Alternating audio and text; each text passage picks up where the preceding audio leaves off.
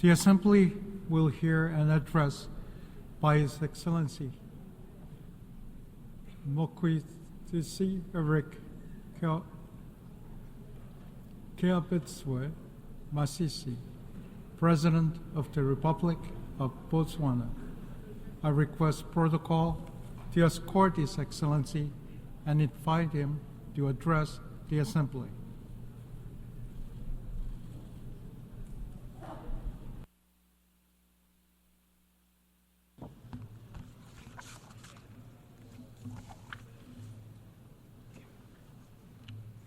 Mr. President, Excellencies, distinguished ladies and gentlemen, I wish to start by extending my congratulations to you on your election as President of the General Assembly at its 79th session. You can be assured of Botswana's full support as you steer the work of this august House. Mr. President, this Assembly continues to meet on the backdrop of an age of multiple and interconnected crises which were triggered by the COVID-19 pandemic and geopolitical tensions between major powers. These crises have been further compounded by the Israel-Hamas war, which erupted shortly after we concluded last year's high-level week. The attacks on innocent civilians on both sides are unacceptable and thus stand condemned. In the same vein, we wish to express our deep concern of the situation in the Gaza Strip, where the war has resulted in catastrophic humanitarian crises and unprecedented fatalities for civilians, children, and humanitarian workers. I should also register Botswana's concern regarding the loss of lives of the United Nations Relief and Works Agency for Palestinian Refugees in the Northeast, UNRWA personnel. I take this opportunity to pay tribute to UNRWA personnel and all humanitarian workers and their commitment to deliver aid, save lives, and alleviate suffering in Gaza and elsewhere. We owe them a debt of gratitude, and they deserve our full protection. Botswana also abhors attacks on UNRWA installations and condemns disinformation and misinformation campaigns against this life-saving General Assembly mandated agency. Botswana firmly supports the work of UNRWA, which entails providing humanitarian and development assistance and protection to Palestine refugees pending the just resolution of the question of the Palestinian question.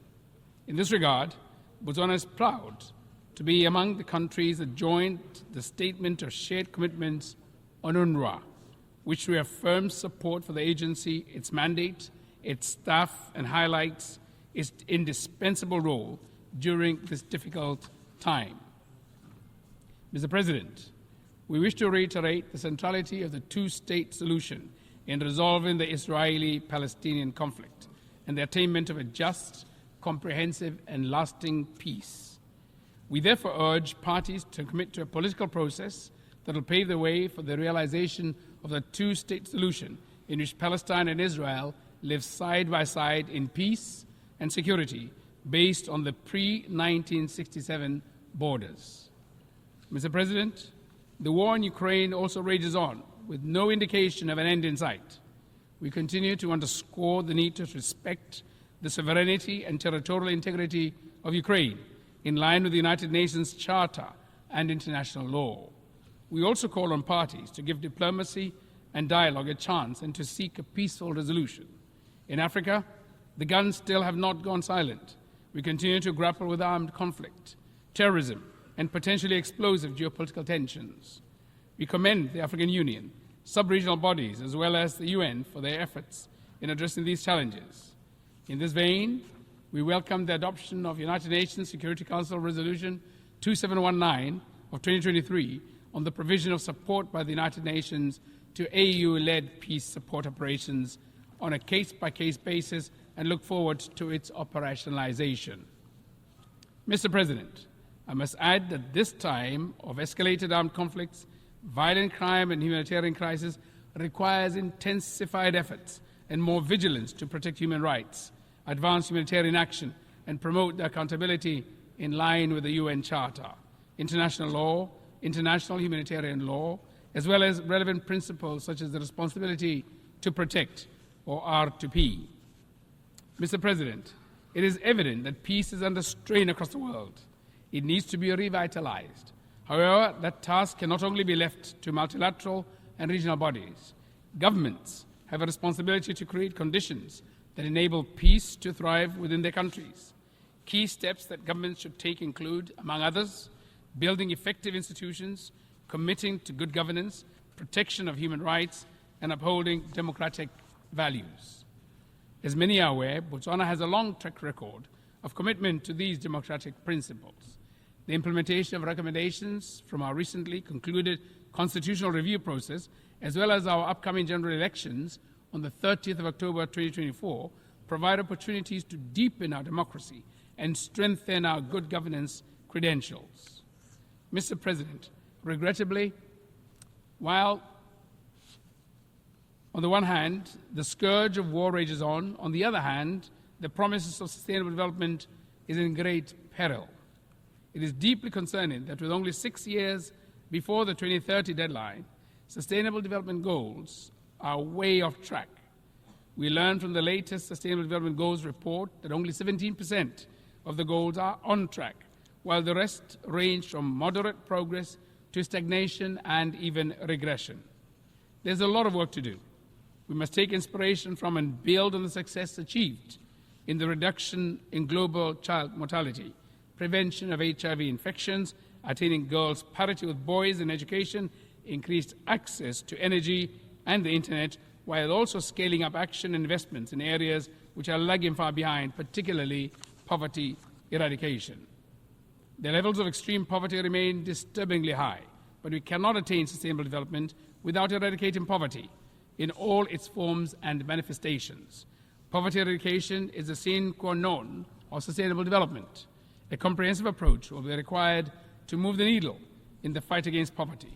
We therefore endorse the call for comprehensive social protection systems and inclusive economic policies. Pro-poor policies should also be complemented and reinforced by policies which spur inclusive economic growth and create sustainable employment. Policy interventions that aim to leave no one behind ought to be matched by adequate SDG financing. In this vein, my delegation reiterates the call for predictable, sustainable, and sufficient development finance to developing countries from all funding sources. In addition to livelihood issues, progress should also be accelerated in addressing other forms of inequality within countries, especially gender inequality. Meaningful action is needed to empower women and girls in areas where they are left behind and to combat harmful cultural practices and gender-based violence. Mr. President, extreme weather events and related natural disasters continue to remind us of the severity of climate crisis and the urgency of mitigation and adaptation. In our sub-region, Southern Africa, the El Niño phenomena induced drought and floods, which resulted in devastating consequences on livelihoods and a humanitarian situation that affected over 61 million people. I take this opportunity to reiterate the Southern Africa Development Community's SADC regional humanitarian appeal of at least $5.5 billion aimed at augmenting domestic resources of the affected member states, including efforts to resource mobilization from national, regional, and international partners in response to the impacts of El Niño-induced drought and floods. I cannot overemphasize the need for adequate climate finance for effective climate action. We continue to remind developed countries of their annual $100 billion commitment in climate finance for developing countries until 2025 and call for a more ambitious goal thereafter. Mr. President, efforts at attaining sustainable development ought to be redoubled in countries in special situations, in particular small island developing states, SIDS, least developing countries, LDCs, and landlocked developing countries, LLDCs, which are disproportionately affected by development challenges.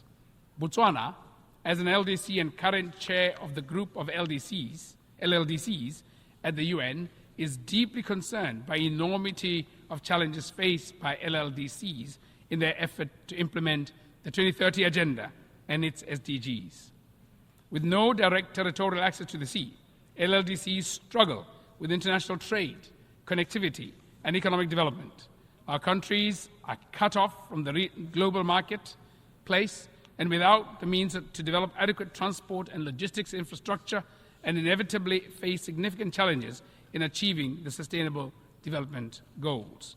The forthcoming third United Nations Conference on Landlocked Developing Countries, LLDCs 3, from 10th to 13th December in 2024 in Gaborone, Botswana, under the theme Driving Progress Through Partnerships, will provide an opportunity to effectively address these challenges in an ambitious, action-oriented and forward-looking program of action.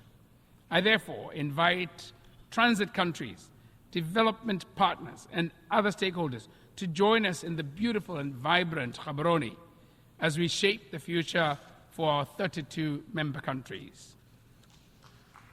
Mr. President, as you rightly observe, it is only when we act together that we can effectively deliver meaningful progress for people, planet, prosperity, and peace while leaving no one behind. Without a doubt, the United Nations-led multilateral system remains an indispensable platform for the effective global action that this moment demands. It is therefore of paramount importance that the multilateral framework remains fit for purpose. The onus is on us as member states to ensure that our intergovernmental processes enable rather than stifle effective multinational action and international cooperation. We must not allow the current geopolitical tensions and great power rivalries to get in the way of progress.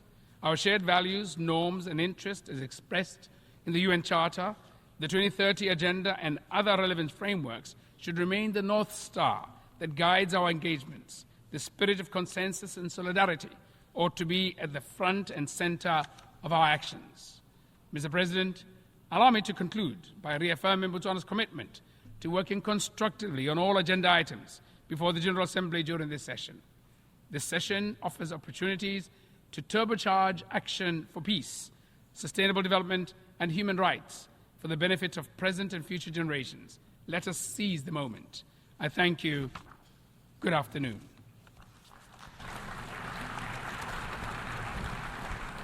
On behalf of the Assembly, I wish to thank the President of the Republic of Botswana.